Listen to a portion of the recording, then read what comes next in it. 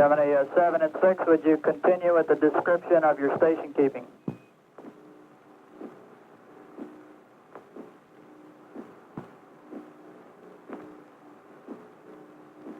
Right now, 6 is about 10 feet above and to the left of 7. We're just flying nose to nose, approximately 15 feet apart. Roger. We can very clearly see the horizon scanners operating. Roger, Jim.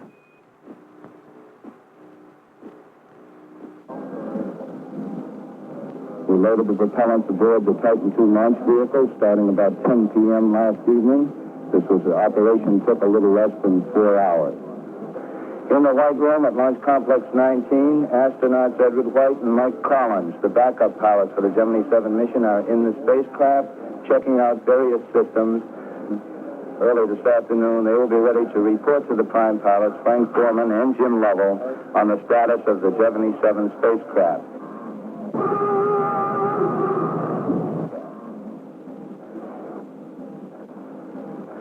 Jim Lovell did comment, but he was looking forward to a good long flight. Attending the breakfast with astronauts Borman and Lovell with Wally Schirra and Tom Stafford, pilots for the Gemini 6 mission, which will be scheduled some 9 days after the Gemini 7 liftoff. When I first heard of this plan to rendezvous 2 spacecrafts by launching a second spacecraft from the same pad within 9 days, I thought it was next to impossible. The prime pilots for the Gemini 7 mission, Frank Borman and Jim Lovell, have arrived at Launch Complex 19. In their lightweight suits, they have their helmets attached. Basically, this lightweight suit offers greater mobility and comfort for the crew, which will fly 14 days in space. However, it offers the same protection in any emergency as the standard suit. During the flight of Gemini 7, the crew will remove their lightweight spacesuit and fly in their underwear. T-minus 1 minute and counting. The launch vehicle, first stage engines will ignite and build up some 430,000 pounds of thrust. T-minus 10, 9, 8, 7, 6.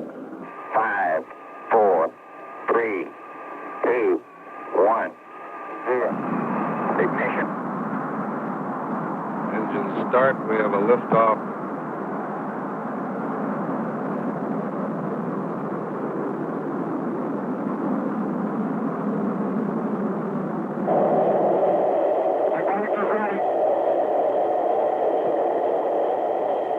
We're on our way, Frank.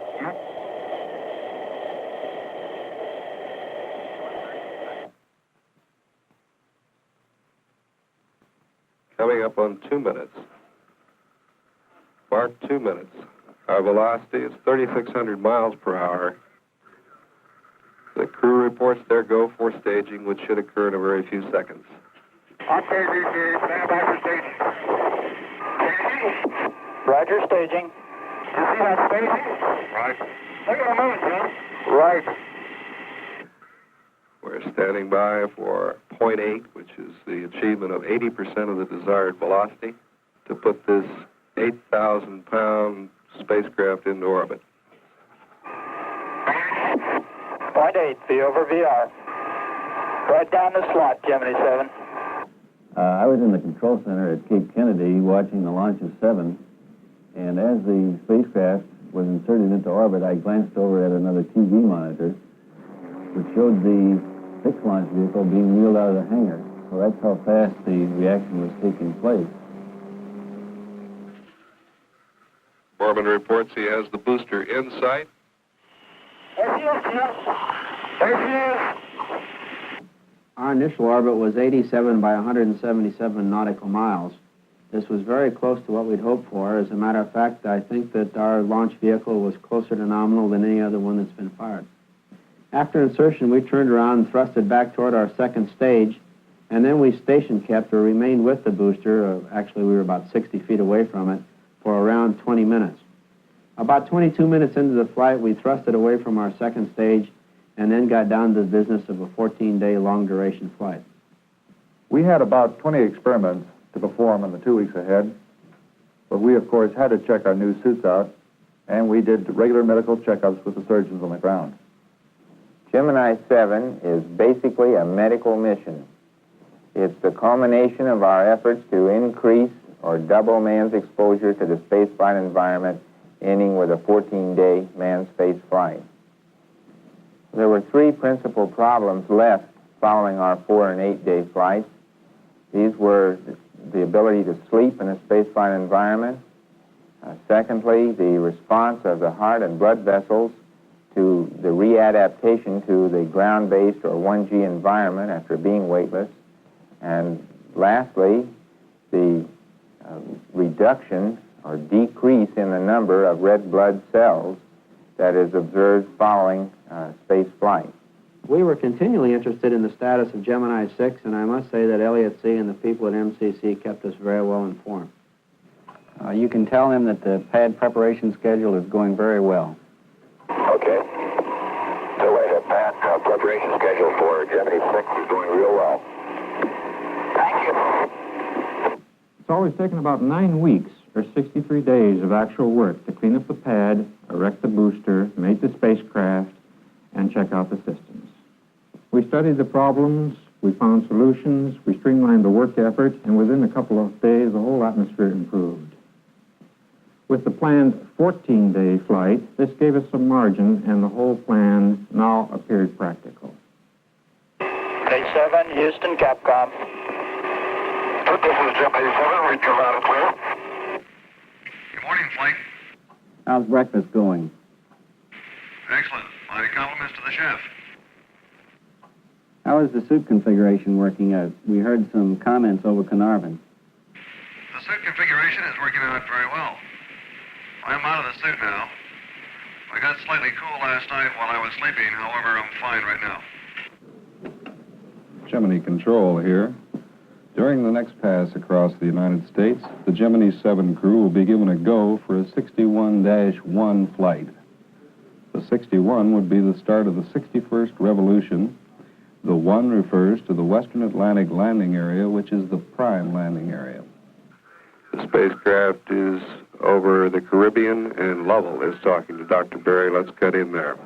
Okay, could we have your sleep report? Roger. Both of us slept 6 to 7 hours last night. Probably woke 2 or 3 times during the night. Do you think you're sleeping better now than you were the last couple of nights? The first night was pretty poor, as you can probably guess. But we both needed a good sleep the second night, and we've been sleeping that way every time. Very good. Day 7, Houston. Go ahead, Houston. This is Gemini 7. This is Houston Flight. How long have you been up there now? Let's see, it's 139 hours, 5 minutes, 14 and a half seconds. Okay, that's the lot. I feel like I was born up here. Be advised that the count's going very well at the Cape on Gemini 6. The crew's up and healthy, and we're all ready to go. Gemini 7. Your go for 119-1. Thank you, Ann. The word from the Cape is, we are go. They are go aboard Gemini 7 as they make their silent sweeps around the world on their 111th revolution. The prime pilots for the Gemini 6 flight, Wally Schirra and Tom Stafford, are now on their way to Launch Complex 19 to board their spacecraft. The launch of Gemini 6 is scheduled at the beginning of the 118th revolution of Gemini 7. T-minus 48, and all still going well with our Gemini 6 countdown here at Launch Complex 19. We've gone through a complete checklist once again, and we are counting. 2 to go. Go ahead, 12. We will have ignition at 0, and some 3 seconds after ignition, the launch vehicle will lift off on the start of the Gemini 6 flight. You're cleared for takeoff. Roger, adios. Minus 5, 4, 3, 2, 1. Ignition. Shut down, Gemini 6. Fuel pressure's lowering slowly. Roger, Gemini 6, monitor tank pressures. Oxidizer pressure is down to about 32. Full tanks are venting. Okay, no problem on these tanks? Negative. Okay, we're just sitting here breathing. This was a rough one for us. We'd been trained sufficiently, but this was different than any simulation we ever had. It did prove that man is still better programmed than any computer. Gemini 7, Houston. We were wondering if you saw the ignition at the Cape. We were in perfect position, but we never saw the ignition. We were waiting for the liftoff. Roger, apparently it was on and off very quickly. We'll keep you informed. It was a great disappointment. We'd made 2 attempts to launch and still no liftoff. Let us know about the recycle as soon as you know, will you please, Chris? Raj, they're talking Wednesday at the moment, but nothing final yet. Very good. Gemini 7, Houston. Do you still read us? Sorry to disturb your lunch, but we have a message here we think you'd be interested in. We're coming up on a special time here. About 5 seconds. Mark, you have just exceeded the world's manned space flight endurance record.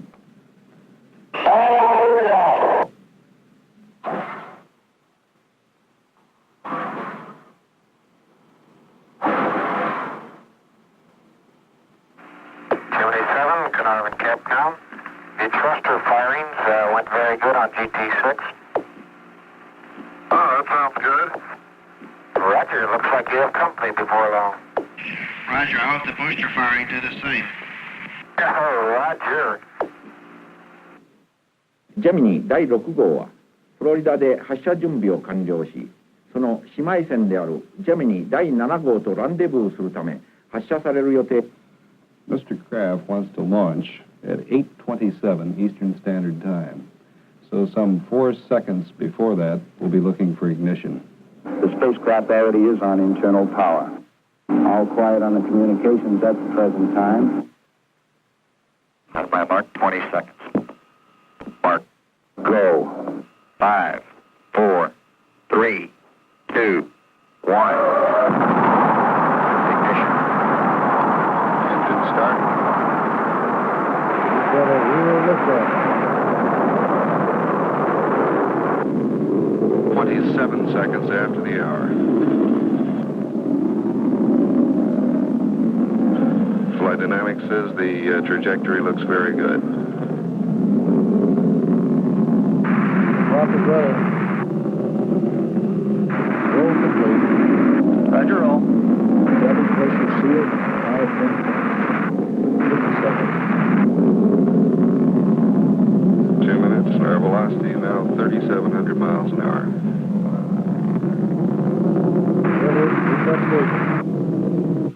Steering looks good from here, Gemini 6.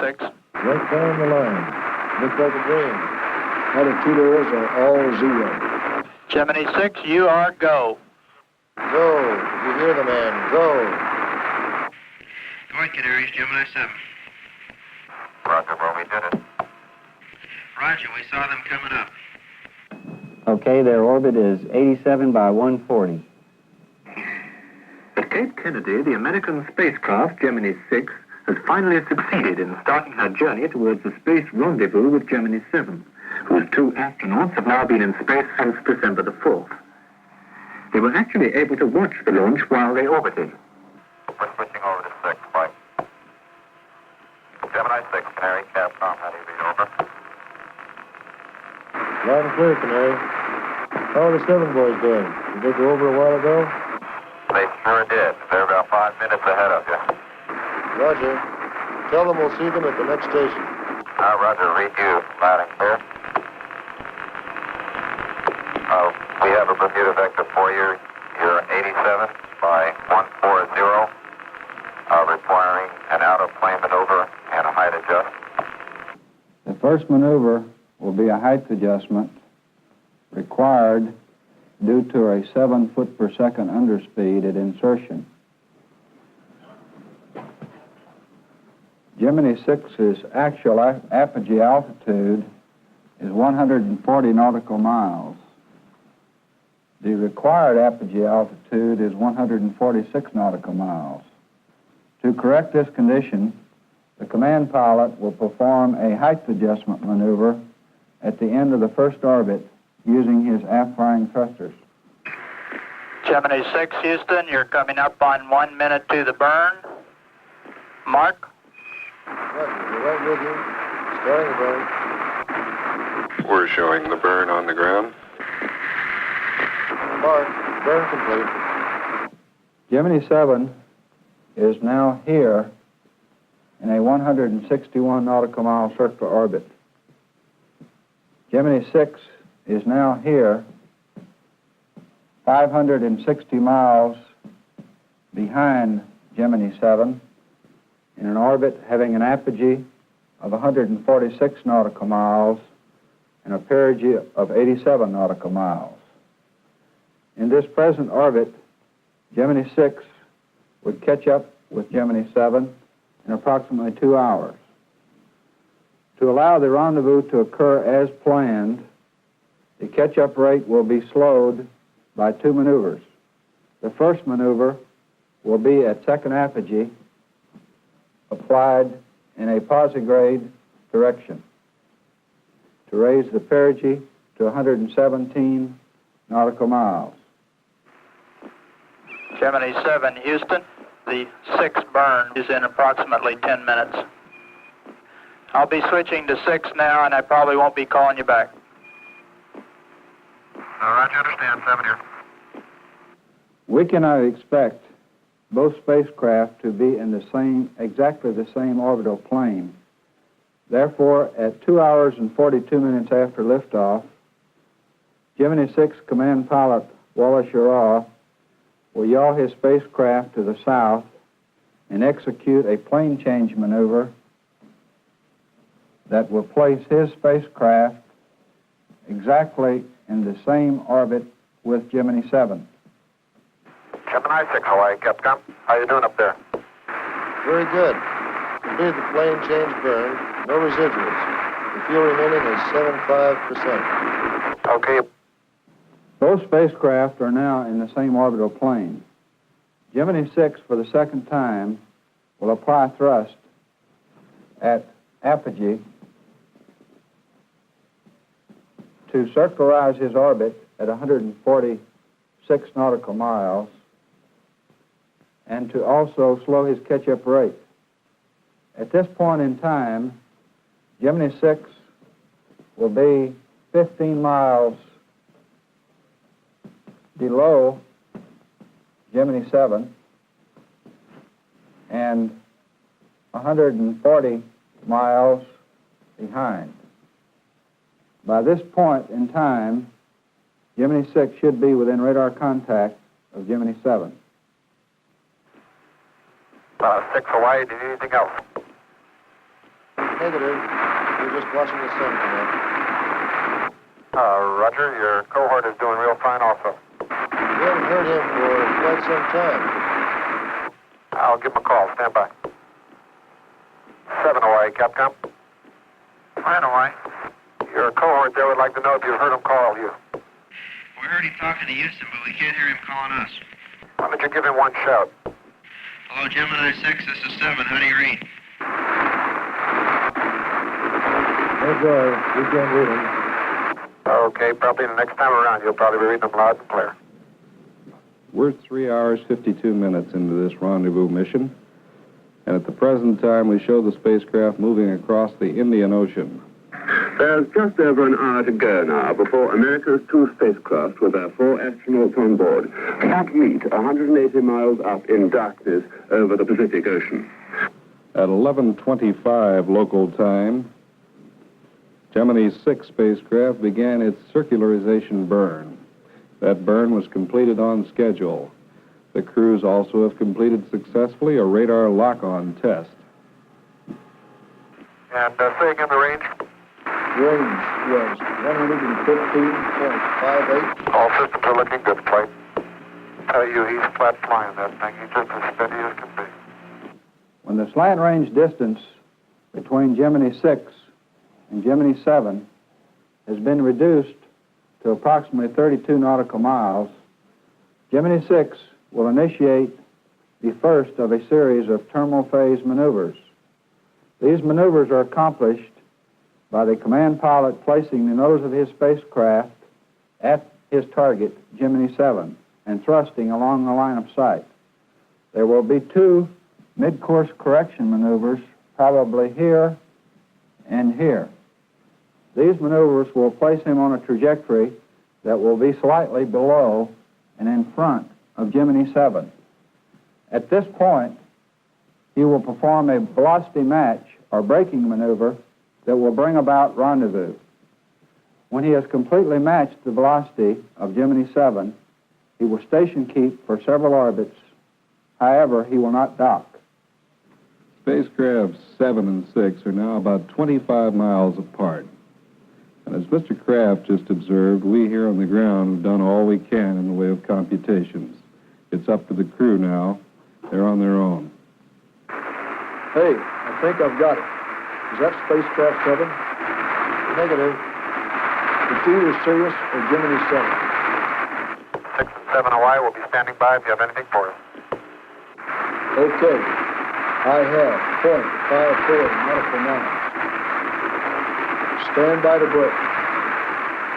Brake at 0.48 nautical miles. 660 feet. ジェミニ6号と7号の距離はですね、大体300 feet. We're directly below them. 180 feet. 120 feet. Holding 120 feet, Wally. Rendezvous成功です。 Ask them what their range is now. About 20 feet.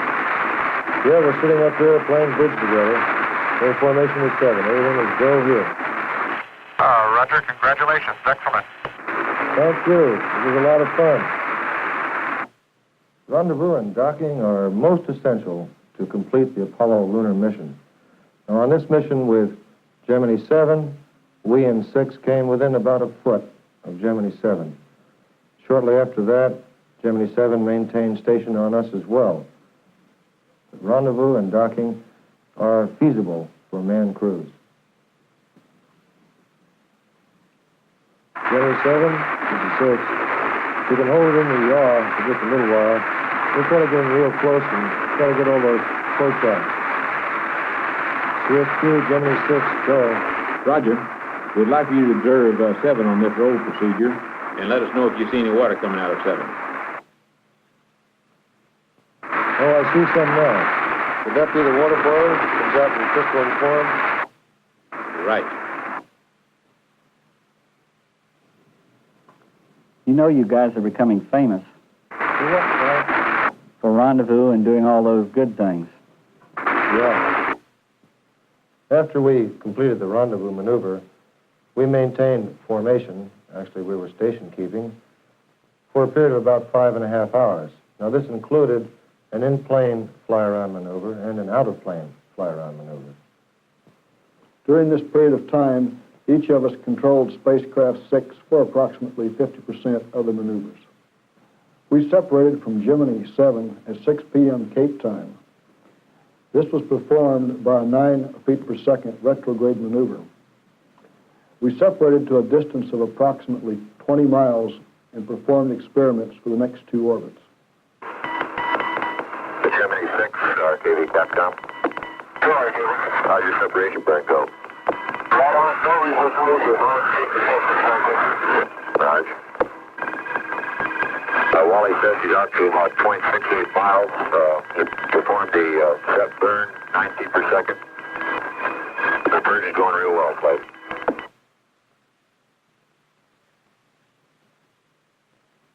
Finally, we collapsed, or should I say, went into a deep sleep at 9 p.m. Cape time, having been up since 4 a.m. that morning. Good morning, Captain Girard. Good morning, Chris. You're doing great. Let's put it down on the elevator. Good show down there. Before long, we'll be on the boat. Hawaii, we're in pulse mode and in re-entry attitude now. Roger. During the drift off, Frank and Jim, we'll see you on the beach. Okay, Wally. Let's go to recovery. It was an excellent splashdown, and half an hour later, millions of television viewers watched as the captain brought his huge ship gently alongside. It was really a treat to come back aboard in style on number 3 elevator, to have the realization that to accomplish a lunar mission, we had to prove endurance, and we're still proving it now, and to effect rendezvous. Rendezvous is so important to bring our men back from the surface of the moon and back to the Earth, and I hope also to number 3 elevator.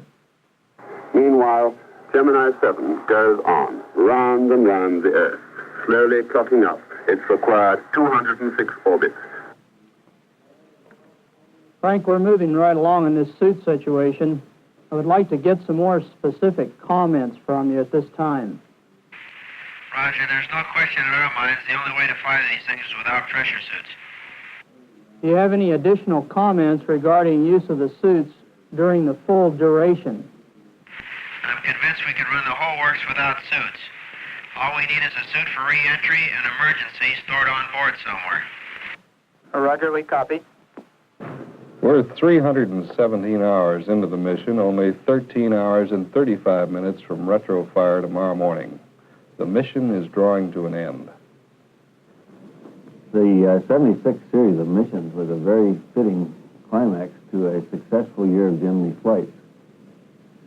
Gemini 4 explored extravehicular activity.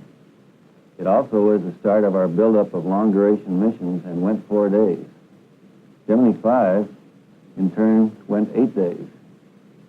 We'd been in the water about 10 minutes when we saw a Navy frogman's face in the right window. He plugged in his interphone, and his first words were, "Merry Christmas." The recovery forces were quite fast, and I believe in about 26 minutes from splashdown, we were on board the helicopter. The chief symptom, in fact, the only symptom which we noticed, was heaviness of the legs. That's all. The 14-day mission has shown us that man indeed adapts to the spaceflight environment, that his body does not show changes which increase with his increasing exposure to that environment. The additional data allows us to medically commit man to a lunar mission. As we go through these things, the year does sound to be quite easy. Actually, there are a number of difficult problems that were encountered and were overcome. Some of these required considerable ingenuity. The best example of this was actually the reaction to the difficulty we had in the October launch attempt of Gemini 6. We were able to come up with a new mission. We were able to cycle back into our operation faster than ever before and conducted this very rapid turnaround. This effort on the 76th mission is an example of the American spirit as it exists through the years, and is ample evidence that it exists today.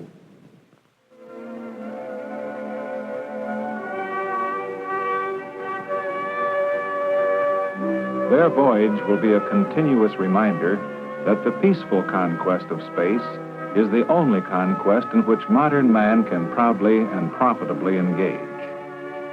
In this struggle, all men are allies, and the only enemy is the hostile environment. The victory over the final enemy will belong not just to Americans, but to the whole world.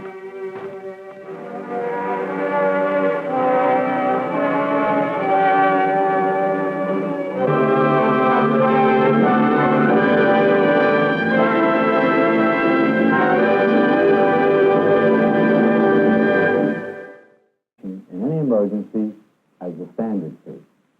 During the flight of Gemini 7, the crew will remove their lightweight spacesuit and fly in their underwear. T-minus 1 minute and counting. The launch vehicle, first stage engines will ignite and build up some 430,000 pounds of thrust. T-minus 10, 9, 8, 7, 6, 5, 4, 3, 2, 1, 0. Ignition. Engines start. We have a liftoff.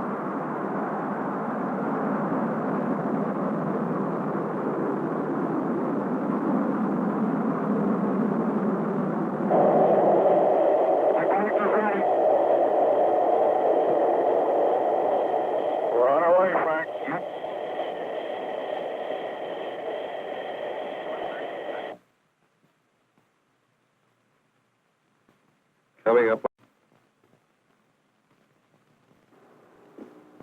Gemini 7 and 6, would you continue with the description of your station keeping?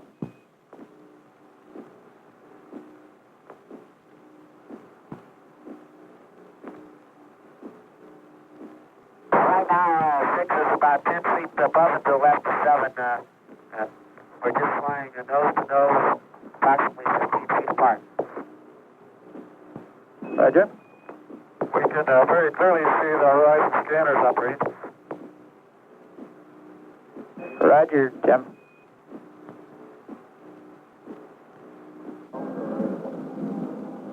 We loaded the propellants aboard the Titan II launch vehicle starting about 10 p.m. last evening. This operation took a little less than 4 hours. In the White Room at Launch Complex 19, astronauts Edward White and Mike Collins, the backup pilots for the Gemini 7 mission, are in the spacecraft checking out various systems. Early this afternoon, they will be ready to report to the prime pilot. On 2 minutes. Mark 2 minutes. Our velocity is 3,600 miles per hour. The crew reports their go for staging, which should occur in a very few seconds. Okay, DG, stand by for staging. Roger, staging. You see that staging? Right. Look at a minute, Jim. Right. We're standing by for point 8, which is the achievement of 80% of the desired velocity, to put this 8,000-pound spacecraft into orbit. Point 8, V over VR. Right down the slot, Gemini 7. I was in the control center at Cape Kennedy watching the launch of 7, and as the spacecraft was inserted into orbit, I glanced over at another TV monitor, which showed the 6th launch vehicle being wheeled out of the hangar. Well, that's how fast the reaction was taking place.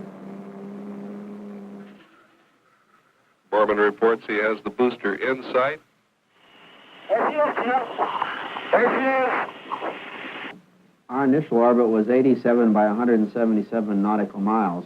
This was very close to what we'd hoped for. As a matter of fact, I think that our launch vehicle was closer to nominal than any other one that's been fired.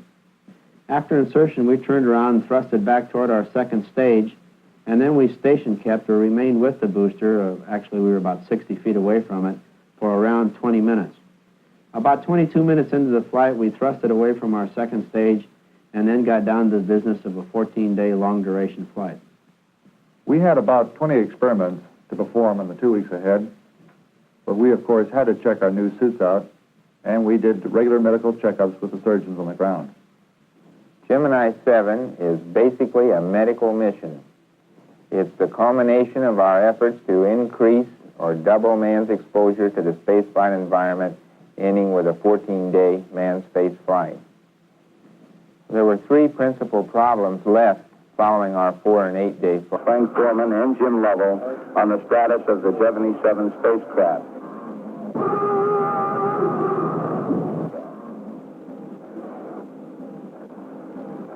Jim Lovell did comment, but he was looking forward to a good long flight.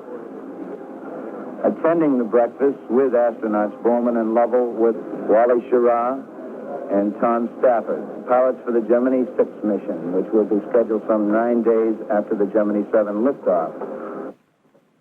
When I first heard of this plan to rendezvous 2 spacecraft by launching a second spacecraft from the same pad within 9 days, I thought it was next to impossible. The prime pilots for the Gemini 7 mission, Frank Borman and Jim Lovell, have arrived at Launch Complex 19. They're in their lightweight suits. They have their helmets attached. Basically, this lightweight suit offers greater mobility and comfort for the crew, which will fly 14 days in space. However, it offers the same protection